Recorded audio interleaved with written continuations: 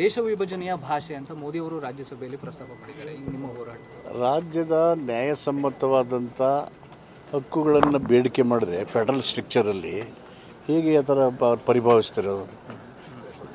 ನಾವು ಒಪ್ಕೊಂಡು ಗಣರಾಜ್ಯ ಇದರಲ್ಲಿ ಹೇಗೆ ಕೆಲಸ ಮಾಡಬೇಕು, ಕೇಂದ್ರ ರಾಜ್ಯ ಸರ್ಕಾರದ್ದು ಒಪ್ಪಿತವಾಗಿರ್ತಕ್ಕಂಥದ್ದು ಅದ್ರ ಪ್ರಕಾರ ಹೋಗ್ತೀವಿ. ಸೆವೆಂತ್ ಇದ್ರ ಫೈನಾನ್ಸ್ ಕಮಿಷನ್ನ ಕಾನ್ಸ್ಟಿಟ್ಯೂಷನ್ 7 ಶೆಡ್ಯೂಲಲ್ಲಿ ಈಗ 15 ಆಗಿ 16ನೇ ಕಮಿಷನ್ ಬರ್ತಾಯಿದೆ.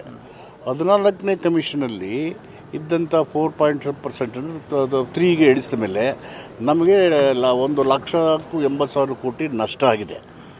ಅವರು ಫೈನಾನ್ಸ್ ಕಮಿಷನವರು ಏನು ಹೇಳ್ತಾರೆ, ತೆರಿಗೆ ಸಂಗ್ರಹ ಆದಾಗ ರಾಜ್ಯದಿಂದ ಇಷ್ಟೊಂದು ಪರ್ಸೆಂಟೇಜು ರಾಜ್ಯಕ್ಕೆ ಕೊಡಬೇಕು, ಉಳಿದಂಥ ಕೇಂದ್ರ ತಗೋಬೇಕು ಅಂತ ಹೇಳಿದ್ದಾರೆ. ಅವರೇ ಇದ್ದದ್ದು it's an autonomous institution, constitution created body. ಮತ್ತು 15th ಕಮಿಷನ್ನು ನಿಮ್ಗೇನು ಲಾಸ್ ಆಗಿದೆ 5,000 ಕೋಟಿಗೆ ಹೆಚ್ಚು ನಿಮ್ಗೆ ಕೊಡ್ತೀವಿ ಅಂತ ಅವರೇ ಮೆನ್ಷನ್ ಮಾಡಿ ಅವರೇ ಕೊಡದೇ ಇದ್ದರೆ ನಮ್ಮ ರಾಜ್ಯ ಅಭಿವೃದ್ಧಿ ಆಗೋದಾಗೆ ನಮ್ಮ ತೆರಿಗೆ ₹100 35 ನೀವು ಪೋಷಕರಾಗಲು ಕಾಯುತ್ತಿದ್ದೀರಾ? ಚಿಂತಿಸದಿರಿ. ಓಯಾಸಿಸ್ ಫರ್ಟಿಲಿಟಿ 90,000 ದಂಪತಿಗಳ ಜೀವನದಲ್ಲಿ ಸಂತೋಷವನ್ನು ತಂದಿದೆ. 7825893601ಗೆ ಕರೆ ಮಾಡಿ. ಅತ್ಯದ್ಭುತ ರಿಯಾಯಿತಿ ಪಡೆಯಿರಿ ಹಾಗೂ ಎಲ್ಲರಿಗೂ ಗುಡ್ ನ್ಯೂಸ್ ಕೊಡಿ. ₹37 ನಮ್ಮ ರಾಜ್ಯಕ್ಕೆ ಕೊಡಬೇಕು, ಉಳಿದದ್ದು ಕೇಂದ್ರ ಇಟ್ಕೊಳ್ಳುತ್ತೆ. ಈಗ ನಮ್ಗೆ ಕೊಡ್ತಾ ಇರೋದು ಬರೀ ₹12 ಅಥವಾ ₹13 ಅಷ್ಟೇ. ಇದು ಕೊಟ್ಟಿಲ್ಲ ಸ್ವಾಮಿ, ಇದು ನಮ್ಗೆ ಬರಬೇಕು, ನಮ್ಮ ತೆರಿಗೆ ನಿಮ್ಗೆ ಕೊಟ್ಟಿದ್ದೀವಿ, ಇದು ಕೊಡಿ ಅಂತ ಕೇಳಿದರೆ ದೇಶ ವಿಭಜನೆ ಹೆಂಗಾಗುತ್ತೆ? Is it not the duty of the central government to intervene with the 7th or the finance commission to set right the things as far as the finance allocation is concerned?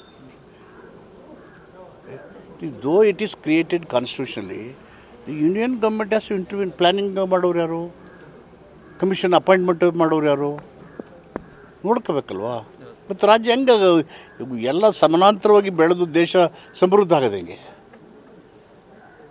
ಇಲ್ಲ, ಅವರೇ ಕೊಟ್ಟಿರ್ತ ಅಂಕಿ ಅಂಶಗಳ ಆಧಾರದ ಮೇಲೆ ಎಲ್ಲ ವಿವರ ನಿಮ್ಮ ಮುಂದೆನೂ ಹೇಳಿದ್ದಾರೆ ಮುಖ್ಯಮಂತ್ರಿಗಳು, ಅಲ್ಲೂ ಹೇಳಿದ್ದಾರೆ, ಕೇಂದ್ರ ಸರ್ಕಾರಕ್ಕೂ ಮನವರಿಕೆ ಮಾಡಿದ್ದಾರೆ. ಬರ ಬಂದಿದೆ ಅಂತ ಹಲವು ಟೀಮು ಕಳಿಸಿದ್ದಾರೆ, 4-6 ಬಾರಿ ಟೀಮ್ ಹೋಗಿದೆ, ಪತ್ರ ಬರೆದಿದ್ದಾರೆ. ಇನ್ನೂ ಕ್ಯಾರಿ ಅಂದಾದ್ಮೇಲೆ ಫೆಡರಲ್ ಸ್ಟ್ರಕ್ಚರ್ ಯಾವ ಥರ ಕೆಲಸ ಮಾಡಬೇಕು? ನಾವು ದೇಶ ಒಟ್ಟಾಗಿರಬೇಕು ಅನ್ನೋದ್ರ ಬಗ್ಗೆ ಎರಡನೇ ಮಾತೇ ಇಲ್ಲ. ಅವ್ರು ಮಾತಾಡೋದು ಧರ್ಮ ದೇಶದಲ್ಲಿ, ದೇಶದಲ್ಲಿ ದೇಶವನ್ನು ವಿಭಜಿಸುವ ಪ್ರಯತ್ನ ಮಾಡೋರು ಮತೀಯವಾದಿಗಳು, ಕೋಮುವಾದಿಗಳು. ಸಂವಿಧಾನದ ಕೆಳಗಡೆ ನಾವು ಪ್ರಿಯಾಂಬಲ್ ಕೆಳಗಡೆ ಇಡೀ 140 ಕೋಟಿ ಜನ ಸರಪಳಿ ಥರ ಜೋಡಿಸ್ಕೊಂಡು ಒಟ್ಟಾಗಿರ್ಬೇಕು ಅನ್ನೋರು ನಾವು.